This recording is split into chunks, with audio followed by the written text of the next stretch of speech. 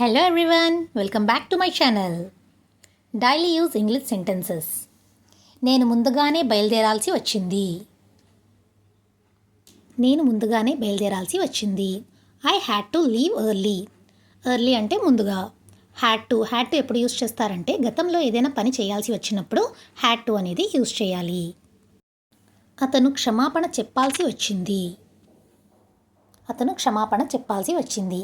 He had to apologize. Apologize అంటే క్షమాపణ. వారు సమావేశాన్ని రద్దు చేయాల్సి వచ్చింది.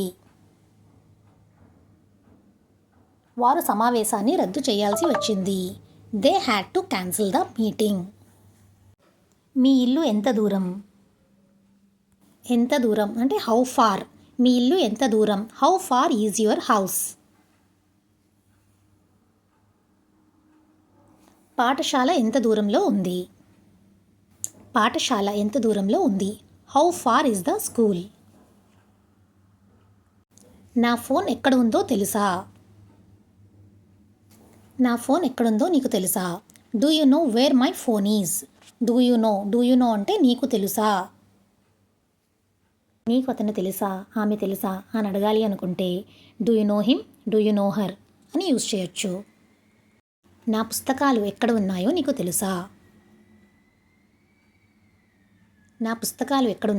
తెలుసా.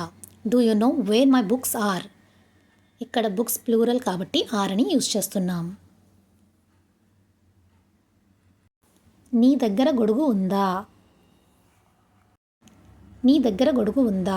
Do you have an umbrella. నీ దగ్గర ఉందా అని అడగడానికి డూ యూ హ్యావ్ అని యూజ్ చేయాలి. మీకేమైనా సందేహాలు ఉన్నాయా.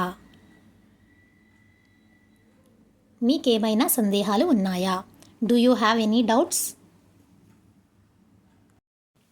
దగ్గరలో ఏదైనా హాస్పిటల్ ఉందా. Is there any hospital nearby అంటే దగ్గరలో. దగ్గరలో ఏదైనా బ్యాంక్ ఉందా. Is there any bank nearby. I hope these daily use English sentences are very useful. If they are, please like, share and subscribe my channel. Thank you.